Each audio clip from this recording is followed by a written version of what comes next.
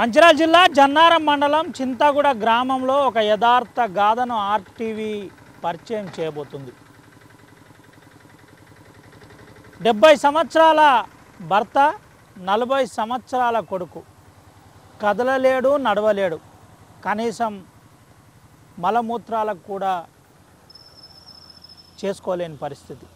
ఇలాంటి యథార్థ గాథను RTV ground రిపోర్ట్లో చూపెడదాం.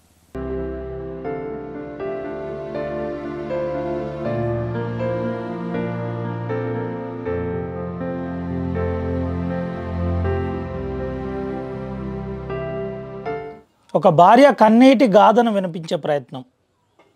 ఒక కొడుకు, ఒక తల్లి, ఒక భర్త.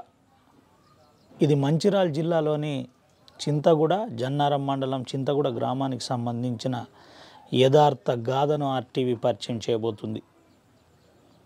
భర్త 70 సంవత్సరాలు, 3 సంవత్సరాలుగా అనారోగ్యంతో ఇబ్బంది పడుతున్నాడు. కొడుకు సత్యం 40 సంవత్సరాలు,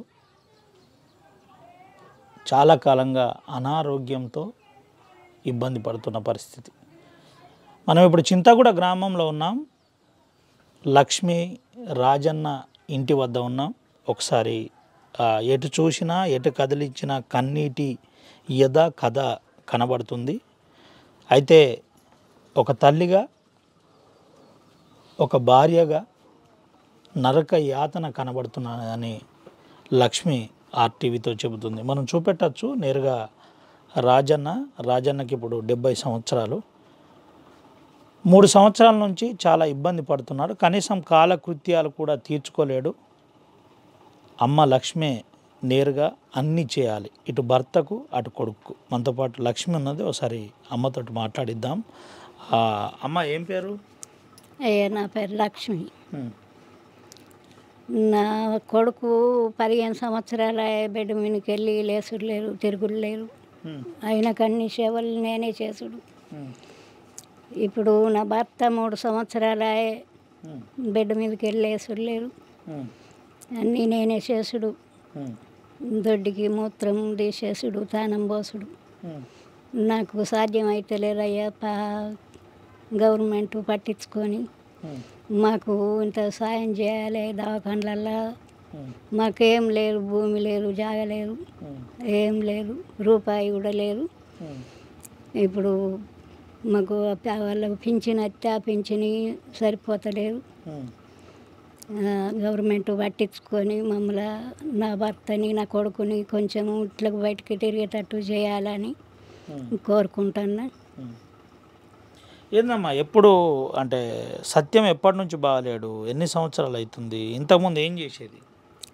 ఇంతకుముందు చదువు అయిపోయినాక 3 సంవత్సరాలు 4 సంవత్సరాలు బొంబాయి వేయండు, పని చేసిండు బొంబాయిలో. మంచిగా కొద్దిగా నొప్పులు, శరీరము, అవస్థలు సాధ్యం అవులేదు. ఇంటికి వచ్చి కిరాణం పెట్టుకున్నాడు. కిరాణం షాపు, సైకిల్ టెక్స్, సైకిళ్ళు రిపేర్ చేసు, సామాన్ తెచ్చుకొని వేసి చేసుకుంటా 4-5 సంవత్సరాలు చేసిండు. ఇప్పుడు 15 సంవత్సరాలు అయ్యే పని లేదు, బెడ్కే ఉంటాడు. ఎందరమ్మా నీ కూతుర్లు? ఎందరు పిల్లలు?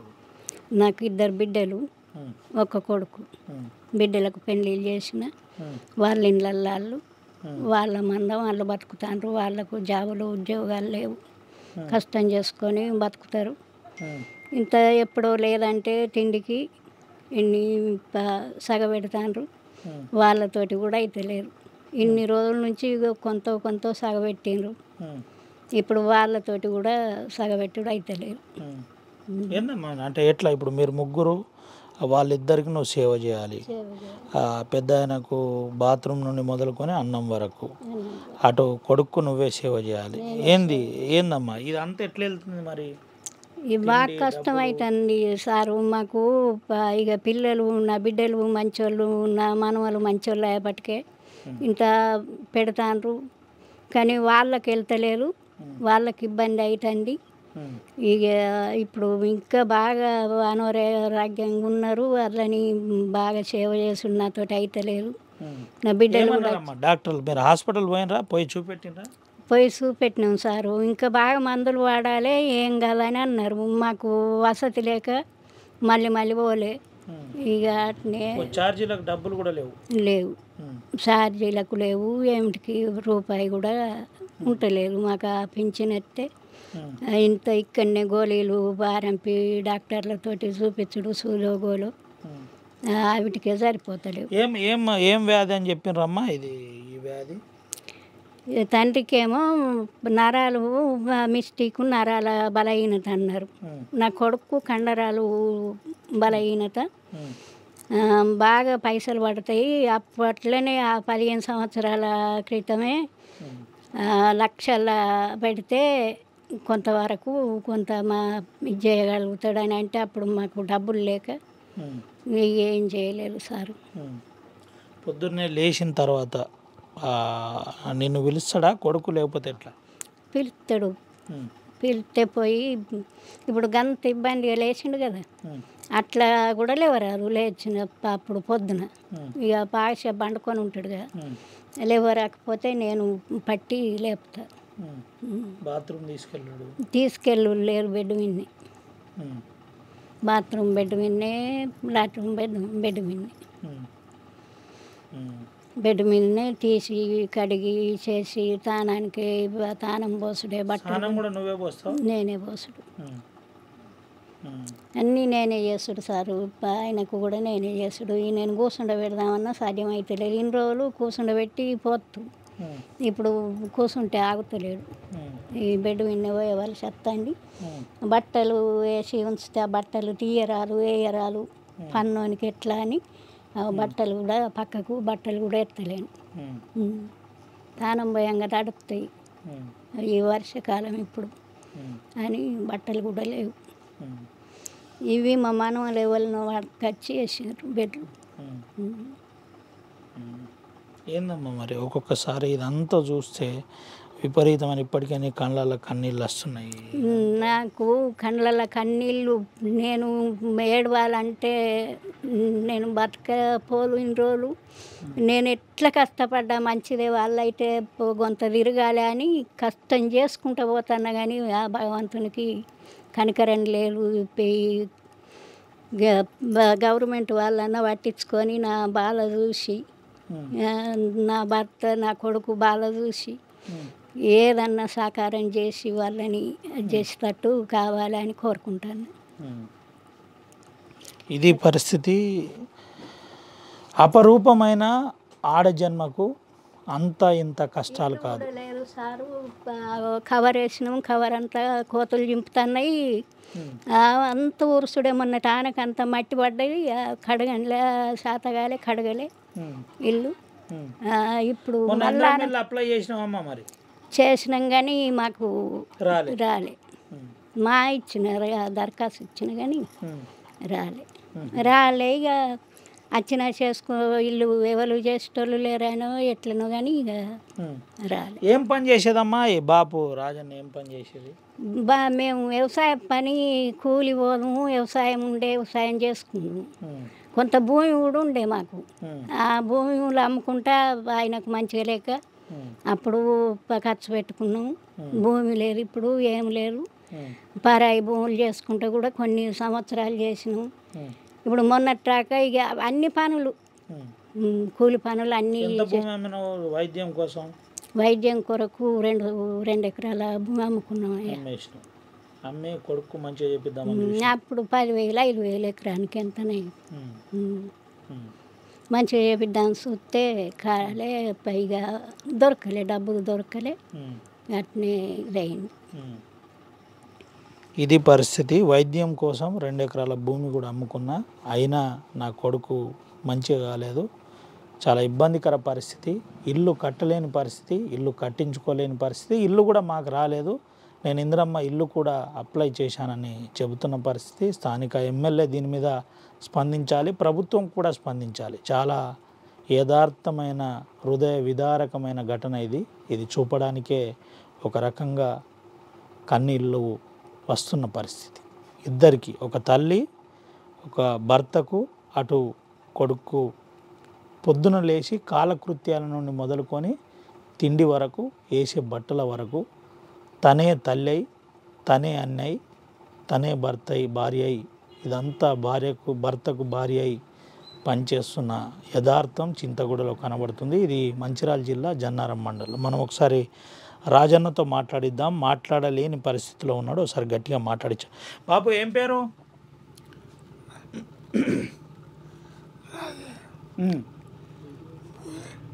గట్టిగా మాట్లాడు. ఏమంటాను డాక్టర్లు?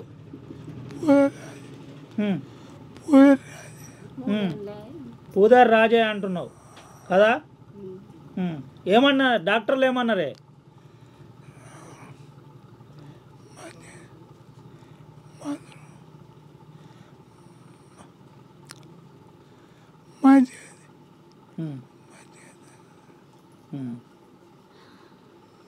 ఇది పరిస్థితి. ఇంతకంటే ఎక్కువ మాట్లాడలేడు. మనం కూడా ఇబ్బంది పెట్టలేము కూడా. అయితే ఆ పూదేరు రాజయ్య 3 సంవత్సరాల నుంచి ఇదే బల్లకు ఈ బల్లకే పరిమితమయ్యాడు, మంచానికి పరిమితమయ్యాడు. ఇదంతా కూడా భార్య లక్ష్మి సేవలు చేస్తున్నట్టు, వాళ్ళ కొంత అందక చాలక వాళ్ళ కుటుంబ సభ్యులు అంటే ఎవరైతే బిడ్డలు ఉన్నారో మన్మలు ఉన్నారో వాళ్ళు సహకరిస్తున్నారని చెబుతున్నాడు. మనతో పాటు ఒక అన్న ఉన్నాడు. అన్న ఏంటి వీళ్ళ పరిస్థితి? అది ఆరోగ్యం బాగాలేక బాగా రోజుల నుండి బాబాయ్ ఉంటాడు. మినిమం నాకు తెలిసి 10-15 సంవత్సరాలు అవుతుంది. ఇది చేసుకుంటే తిన్నట్టు అలా పొలాలు కూడా ఏం లేవు ప్రస్తుతానికి. పెంచిన వినా ఆధారపడి బతుకుతుంది. అమ్మ రోజు పాపం పొద్దున లేచి నుండి నైట్ పండుకునే వరకు అన్నీ అమ్మనే చూసుకున్నాడు. చాలా ఇబ్బందులు పడుతున్నాడు. పక్కిల్లే మాది. ఏంది అంటే ఇప్పుడున్న పరిస్థితుల్లో లేవాలి, బాత్రూమ్ పోవాలి, కాలకృత్యాలు తీర్చుకోవాలి, అన్నీ అమ్మ. అది మొత్తం అమ్మనే పాపం ఇబ్బంది పడుతుంది చాలా. లేవరు, పట్ట రాకుంటున్నది పరిస్థితి. టేబుల్ నుంచి వెళ్ళాలి అస్సలే లేవరు. ఒక అడుగు కూడా బయటకే చాలా రోజులు అవుతుంది. ఇదంతా అంటే ఏం వ్యాధి అని అన్నారు? ఏంటి ఏమైనా బయట ప్రచారం జరుగుతుందా? హాస్పిటల్ కూడా తిరిగారు కానీ మరి ఏం తెలియదు. బాబాయ్కి మొత్తం పడ్డ నుండి మొత్తానికి లేసు లేదు. తాత కొద్దిగా బాగున్నప్పుడు కొంచెం లేపితే బాబాయ్ బయటికి తిరుగుతుండే, అంటే ఇక్కడ కొంచెం 4 అడుగులు. అది కూడా లేక బాగా సంవత్సరాలు అవుతుంది. చాలా ఇబ్బందులు ఉన్నారు. ఇది పరిస్థితి, చాలా ఇబ్బందికర పరిస్థితి. హృదయ విదారకమైన యథార్థాన్ని మేము కూడా చూస్తున్నాం. నిజంగా ఇది కలిచివేసింది, ఇబ్బంది పెడుతున్నది, అందరినీ బాధ పెడుతుందని చెబుతున్న పరిస్థితి. మనం ఇప్పుడు సత్యంకు పరిచయం చేసే ప్రయత్నం, సత్యంతో మాట్లాడిద్దాం. సత్యం ఏం చెప్తాడు, ఏంది ఒకసారి తెలుసుకుందాం. అసలు పరిస్థితి ఏంది? అన్న ఏం సంగతి? నమస్తే. నా పేరు సత్యనారాయణ. మాది చింతగూడ గ్రామం, జన్నారం మండలం, మంచిర్యాల డిస్టిక్. నేను గత 15 సంవత్సరాల నుంచి బెడ్ రిడన్ అయి ఉన్నాను. మరి గత 3-4 సంవత్సరాల నుంచి మా డాడీ కూడా బెడ్ రిడన్ అయి ఉన్నాడు. మా పరిస్థితి అగమ్య గోచరంగా మారిపోయింది. మాకు ఆర్థికంగా సహాయం లేదు. మేము నిరుపేదలము. మాకు దయచేసి ప్రభుత్వ పెద్దలేమి, అధికారులు కానీ నాయకులు కానీ మాకు ఆర్థికంగా సహాయం చేసి హాస్పిటల్కు మాకు సహాయం చేయాలని, సరైన ట్రీట్మెంట్ మాకు అందడానికి సహాయం చేయాలని ప్రతి ఒక్కరికి నేను విజ్ఞప్తి చేసుకుంటున్నాను. సత్యనా, ఏంది పొద్దున నీ కాలకృత్యాల నుండి మొదలుకొని చివరి వరకు ఎవరు చేస్తారు, ఏం చేస్తారు? ఇక్కడ మా మమ్మీ, నేను బెడ్ మీద అయ్యా, లేవరాదు, బయటకు వెళ్ళరాదు, బెడ్ మీద మా మమ్మీ సేవ చేస్తాడు మాకు. మరి మా మమ్మీకి అసలు వాస్తవానికి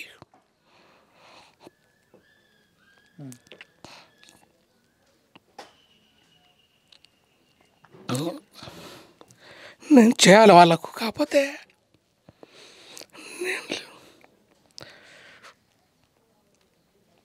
వాళ్ళు నాకు చేస్తున్నారు. దయచేసి మన ముఖ్యమంత్రి గారు, నాయకులైన వారు, అధికారులు స్పందించి నాకు సరైన ట్రీట్మెంట్కు సహకరించాలని విజ్ఞప్తి చేస్తున్నాను.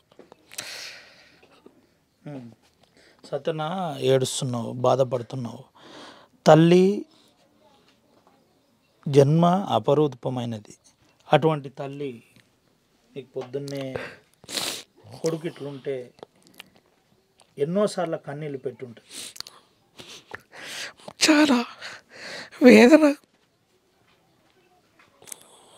బాగా బాధాకరంగా ఉండదు బ్రతుకు. సహాయం చేసేవారు లేరు ఎవరు కూడా, మాకు ఆర్థికంగా కూడా ఏం లేదు.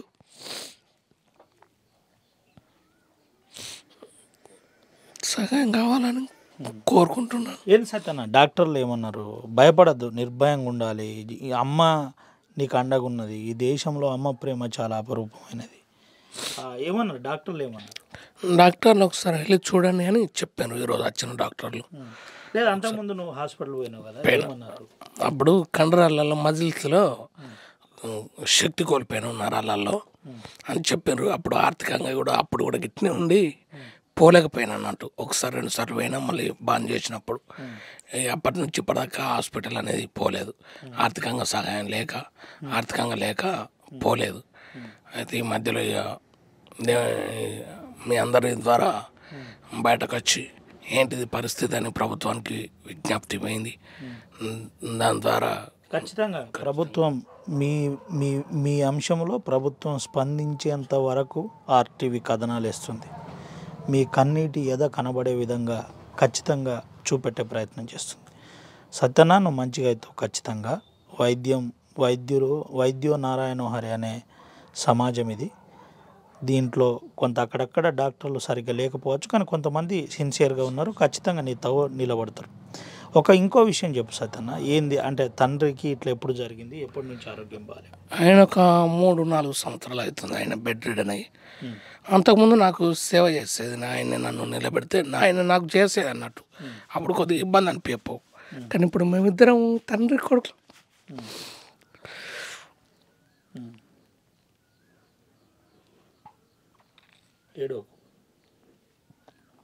తండ్రి కొడుకులు మంచం మీద ఉన్నాం, మా తల్లి మాకు సేవ చేస్తుంది. తిండికి ఇదంతా బాగా ఇబ్బందికరమైన పరిస్థితులు. నాకు పెన్షన్ వస్తుంది 4,000, ఆయనకు వృద్ధాప్య పెన్షన్ అయితే మొన్న ఎంపీడీఓ సార్ వచ్చి చేసి 4,000 పెన్షన్. పెన్షన్ తోటే మేము బ్రతకడం, అదే మాకు ఆధారం. ట్రీట్మెంట్కి పైసలు లేక ఇన్ని రోజులు వెళ్ళలేదు. ఏం చేయను సత్యనా, ఏంది అసలు? 10th వరకు చదువుకున్నాను నేను. మంచిగా అంటే యాక్టివ్గా ఉండేవట నువ్వు, అంతకుముందు అన్ని పనులకు పోయేదట, సడన్గా ఇట్లా జరిగి పనులు చేసుకున్నాను అన్నీ నాకు నేనుగా. కూలికి పోయిన వ్యవసాయ పనులు చేస్తుండ్రి, వ్యవసాయ పనులు చేసిన అన్నీ చేసినాను, కానీ హెల్త్ సహకరించక పనులు మానేసి కూర్చోవాల్సి వచ్చింది బెడ్ మీద. ఆర్థికంగా కూడా సపోర్ట్ లేక మాకు లేక అప్పుడు హాస్పిటల్లో తిరగలేదు, నెగ్లెక్ట్ చేస్తున్నాను. కఠినమైన పరిస్థితి అడుగుతున్నానని ఏమనుకోవద్దు. ఇప్పటికే చాలా ఇబ్బందికర జీవితాన్ని మీరు అనుభవిస్తున్నారు. అమ్మ ఆరోగ్యం మంచిగా లేనప్పుడు ఎప్పుడన్నా ఇంకా ఇబ్బంది అయిందా జీవితంలో? ఇప్పటి వరకు అయితే దేవుని దయతోటి ఆమెకు అలాంటి పరిస్థితి రాలేదు, రాకూడదు. ఆమె చేసుకుంటుంది మా మటుకు, దేవుడు సాయం చేస్తుంది ఆమెకు, చేస్తుంది దేవుని దయ వల్ల. ఇంకా తల్లి దృష్టిలో నీకు 40 సంవత్సరాలు అయినా తల్లికి నువ్వు పసిపిల్లలాగానే, అంతేనా? పసిపిల్లలాగానే మొత్తం ఆమెను చేయవలసింది, ఆమెను చేస్తుంది మాకు సేవ. స్నానం పోస్తుంది అన్నీ, మన మూత్రాలన్నీ బయటకు వెళ్ళేది లేదు. ఇక్కడ బెడ్ మీద నుంచి లేవరాదు, ఎవరు వస్తారు? ఏందన్నా ఏం చెప్తావు ఈ సమాజానికి? సత్యన్న సహాయం చేయాలని ఏమైనా చెప్తారా ఆర్టీవీ ద్వారా? ఆర్టీవీ ద్వారా ఇటువంటి దీనస్థితిలో ఉన్నాను కనుక ఎవరైనా దాతలు ముందుకొచ్చి ఆర్థికంగా కానీ అనేక రీతిగా మాకు సహాయం చేయాలని, హాస్పిటల్ ద్వారా కానీ దేనికైనా దయచేసి సహాయం చేయాలని ప్రతి ఒక్కరికి విజ్ఞప్తి చేస్తున్నాను. రైట్, ఇది పరిస్థితి. సత్యన్న కన్నీటి కథ వెనుక ఈ సపోర్ట్ ఎంత ఉందో దాతలు కూడా అలాంటి సపోర్ట్తో నిలబడాలని సత్యన్న చెబుతున్నాడు. తల్లి ఎన్నోసార్లు తల్లిని చూసి కన్నీళ్లు పెడుతూ సత్యన్న తన జీవితం గురించి ఆర్టీవీతో కన్నీటితో చెప్పిన పరిస్థితి. తల్లే అన్నీ చేస్తుంది, మలమూత్రాల నుండి మొదలుకొని స్నానం వరకు తల్లే చేస్తుంది, చాలా ఇబ్బంది పడుతున్నాం, నరక యాతన అనుభవిస్తున్నామని చెబుతున్న పరిస్థితి. 3 సంవత్సరాలుగా తండ్రి సిక్కైండు,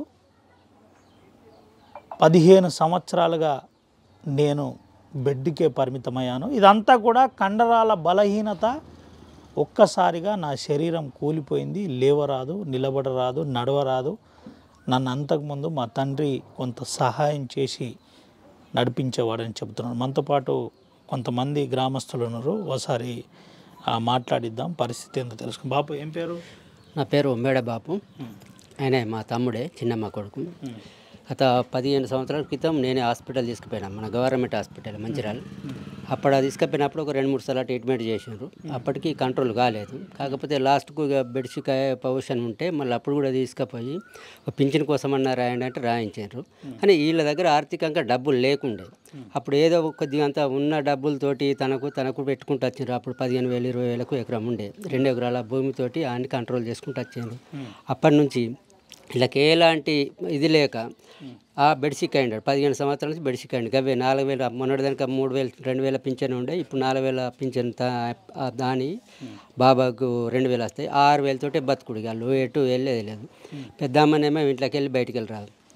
చిన్న పిల్లగానికి చిన్నప్పుడు పుట్టిన పిల్లగాని ఎట్లా చూసుకుంటుందో ఇప్పటి వరకు అలా అట్నే చూసుకుంటుంది. గౌరవ ముఖ్యమంత్రి గారు కానీ, మన ఉన్న పెద్దలు కానీ, గవర్నమెంట్ కానీ, ముఖ్యమంత్రి గారు కానీ వీళ్ళకు సాయం చేయవలసిందిగా మేము కోరుతున్నాం. ఇక మనతో పాటు మన సర్పంచ్ గారు ఉన్నారు, మాట్లాడిద్దాం. సర్పంచ్ గారితో కూడా మాట్లాడిద్దాం ఒకసారి. సర్పంచ్ గారు ఈ అంశంలో ఇప్పటికే కొంత సహాయం చేసే ప్రయత్నం చేశారని తెలిసింది. ప్రస్తుతం ఏం చెప్తున్నారో ఏం తెలుసు. అన్న ఏం పేరు? నా పేరు శిరీష్ కుమార్ సార్. ఏందన్నా? నేను చింతగూడ తాజా మాజీ సర్పంచ్. గత 15 సంవత్సరాల నుండి సత్యనారాయణ మంచానికే పరిమితమైండు. ఇంతకుముందు హాస్పిటల్ కూడా తిరగడం జరిగింది, ఏం నయం కాలేదు. ఆర్థికంగా లేక అప్పుడు ఉన్న పరిస్థితుల్లో డబ్బులు పెట్టలేక ఉన్న భూమిని అమ్ముకొని కూడా హాస్పిటల్లో పెట్టడం జరిగింది, అయినా కూడా నయం కాలేదు. ఇప్పుడు మేము కోరుకునేది ఏంటంటే ప్రభుత్వమే ఎలాగైనా వారిని ఆదుకోవాలి, వారికి ఆరోగ్యపరంగా ఏ హాస్పిటల్కైనా చేర్పించి ఆరోగ్యంగా బాగు చేసి వారిని ఆదుకోవాలని నేను కోరుకుంటున్నాను. ఇంతకుముందు వీళ్ళ పరిస్థితి బాగాలేకుండా ఎప్పుడన్నా ప్రభుత్వం దృష్టికి తీసుకెళ్లే ప్రయత్నం, పాలకులు, ఎమ్మెల్యే వాళ్ళ దృష్టికి తీసుకెళ్ళాం? ఇంతవరకు అంటే మా ప్రభుత్వం లేనప్పుడు మేము ఆల్రెడీ ఇంతకుముందు హాస్పిటల్ కూడా గవర్నమెంట్ హాస్పిటల్ కూడా తీసుకుపోవడం జరిగింది. ప్రభుత్వం వారికి కూడా ఎమ్మెల్యే గారికి కూడా చెప్పడం జరిగింది ఈ విషయంపై. అప్పుడు వారు ఏమన్నారంటే హాస్పిటల్కి తీసుకెళ్ళండి, హాస్పిటల్కి తీసుకెళ్తే బాగుంటుందంటే అప్పుడు మన దగ్గర ఆర్థికంగా లేక కూడా హాస్పిటల్ తీసుకుపోలేని పరిస్థితిలో ఉండే. ఉన్న భూమిని కూడా అమ్మేసి ప్రైవేట్ హాస్పిటళ్ళు తిరుగుతూ ఉన్నది మొత్తం అమ్మి హాస్పిటల్లో ఖర్చు చేయడం జరిగింది.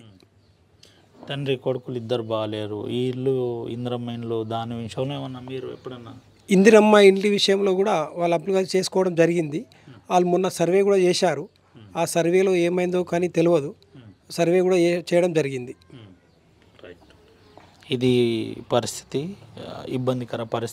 ఇబ్బందికరంగా మారింది. అప్పుడు డబ్బులు లేకనే ఇదంతా జరిగిందని చెబుతున్న పరిస్థితి కనబడుతుంది. అయితే చాలా క్లియర్గా గ్రామస్తులు చెబుతున్న విధానం ఒకటి ఉంది. ఇటు సత్యం అటు రాజన్న ఇద్దరు కూడా ఇప్పుడు నిస్సహాయ స్థితిలో ఉన్నారు, నడవలేని స్థితి, కాలకృత్యాలు కూడా తీర్చుకోలేని స్థితిలో ఉన్నారని చెబుతున్న పరిస్థితి. అయితే రాష్ట్రంలో ఉన్న దాతలు ఈ అంశంలో పరిశీలించాలి, సహాయం చేయాలని చెబుతున్న పరిస్థితి.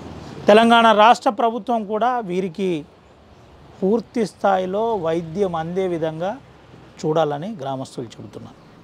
ఇప్పటికైనా వీళ్ళ యథార్థ గాథను, కన్నీటి దారను ఆపే ప్రయత్నం ప్రభుత్వం చేయాలని కన్నీటితో ప్రభుత్వాన్ని వేడుకుంటున్న యథార్థ కథనాన్ని మీకు పరిచయం చేశాం. ఆర్టీవీ వాస్తవికాలు చూపెట్టే ప్రయత్నంలోనే ఇదొక భాగమని మళ్ళీ గుర్తు చేస్తూ ప్రభుత్వం ఈ కథనంపై స్పందించాలని ఆశిద్దాం. Camera person Sumantho, Ravinayak, RTV, Adilabad నుండి.